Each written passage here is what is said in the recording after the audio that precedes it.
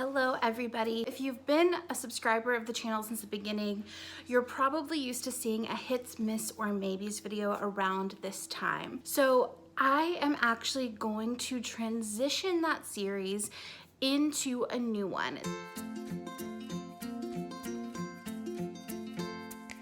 The reason for that is that we have, as a family, really started to prioritize saving and saving up for a down payment for a house. And with that, we've shifted our spending habits so that we're really focusing our energy on our future and not just like immediate gratification. And I really found that the Hits, Miss, and Maybe series was incentivizing me to buy things that I may not even use long term. And that's just not really like what I feel like is in alignment with who I want to be this year.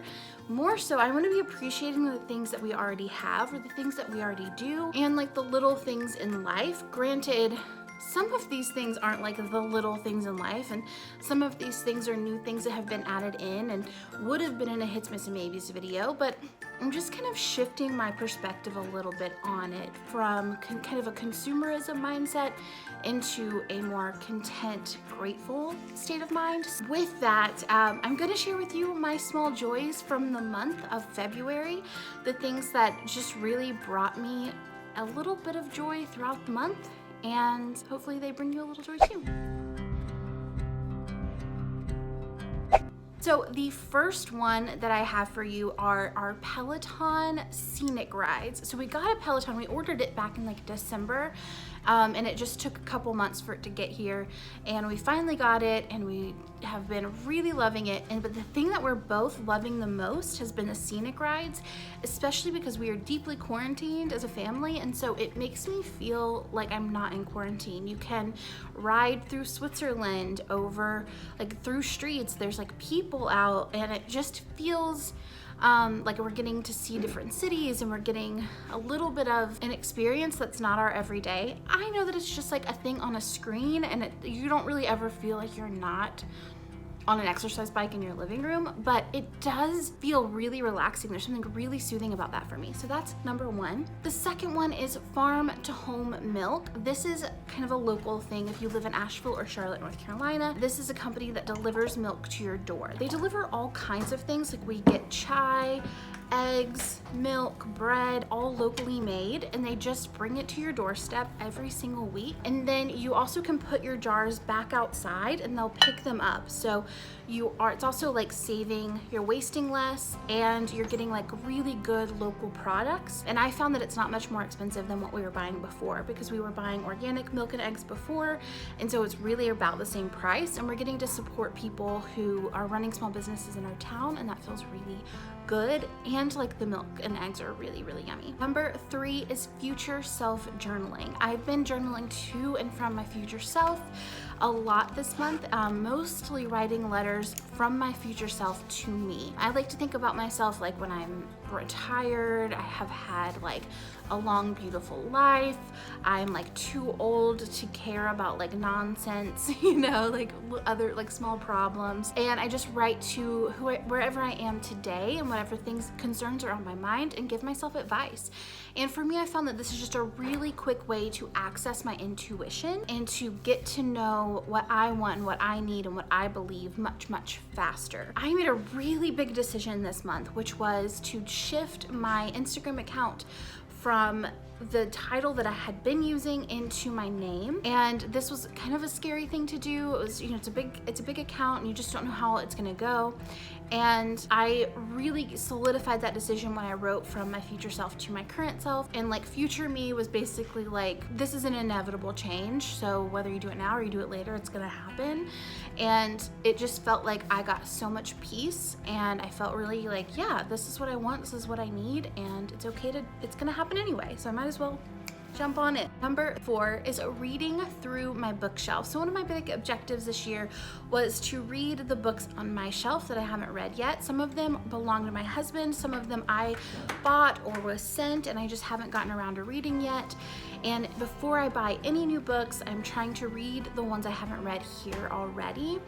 And it has been so much fun. I started at the top and I'm working my way down, and I'm kind of keeping pace with a book that's turned sideways, and I've almost completed the top shelf, and it's gonna feel so fun just to move on to the second shelf. The top shelf has got the least amount of books on it, but that's okay. It makes it feel more like a game, and it makes me feel like I have a goal. And so I'm reading really fast. I read like 9 books in January. I think we're on book 6 in February so far, and it's just keeping me going. It feels really cool. And I'm reading some books that my husband already owned that I probably would have never read otherwise. I would have just kind of glossed over it.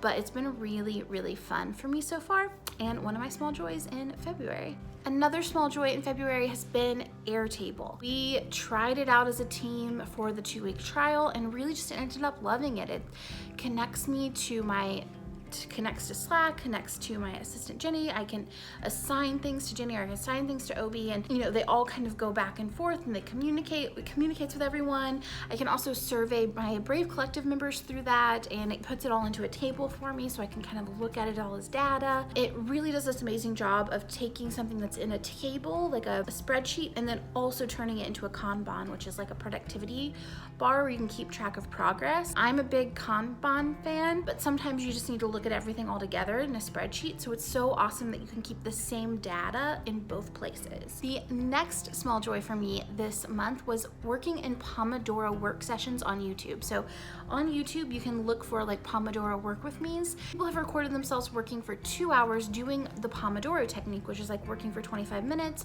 taking a 5-minute break, working for 25 minutes, taking a 5-minute break. And you can just put it in your headphones. Some of them have music, some of them just have kind of ambient sounds.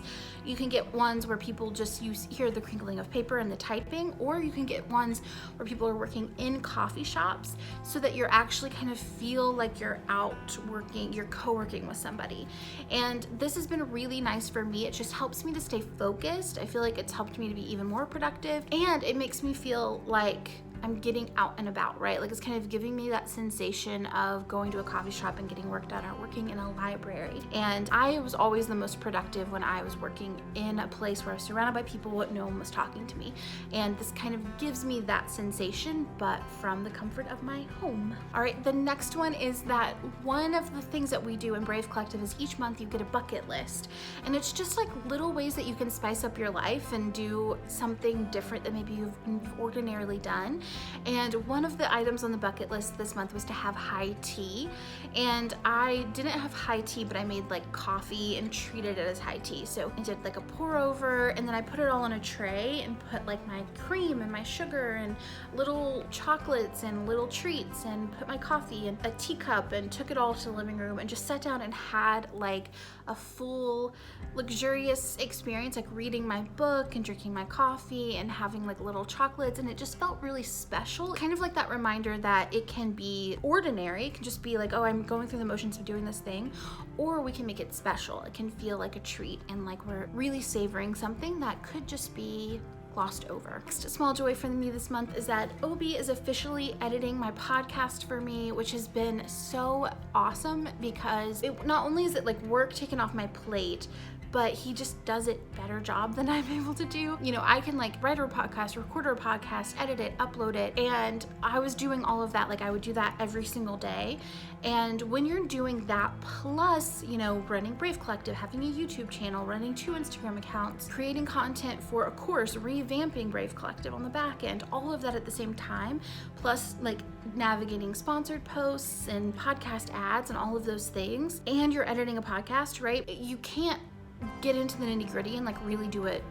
You can't be detailed about it. The time just isn't there. So with that being like his main thing, him really stepping into the podcast manager role allows him to sit through and like actually make it great. And it's been awesome. We just kind of finished our first week of him doing every single day, and I'm so excited. It's such a joy for me. The next one is that I cut my own bangs. I probably should have started with this one because it's a little obvious. But I cut my own bangs in quarantine. I was really scared, and I'm still not like totally confident that it's finished. Like I think like this guy's swooping a little bit this way, and like maybe he needs to be adjusted or something, but as it stands, I'm really happy to have bangs back. I was just feeling a little bit like bored. Also, my hair just needed a cut. Like, I usually can go like a year without a cut, and I think we were going on like 2 years without getting a haircut, and my hair was just kind of feeling really unhealthy. It was getting tangled really easily, and that's kind of the sign that like it's time. So I started there, and then I decided to cut bangs because I was just looking at old pictures of me when I used to have bangs, and I liked them, and I was like, let's just do it. You know, what do we have to lose? If we're ever gonna do it, now's the time. And I ended up really liking it. I kind of want them to be long. We'll see how it goes. I've used YouTube and compiled maybe 10 different videos together of like how to do it, but yeah, small joy. I'm happy to have bangs back. Final one is I tried the viral TikTok recipe for feta pasta.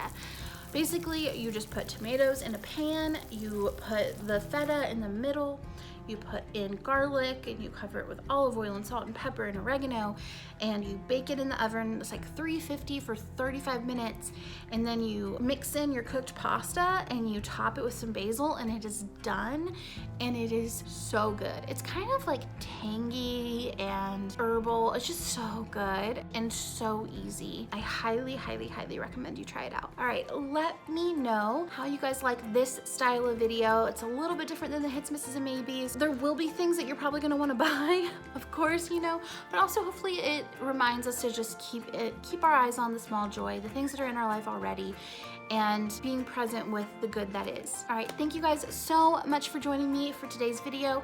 Let me know in the comments below, what is a small joy in your life this month? What's something that just kind of made you smile that you would like to share? I would love to hear it.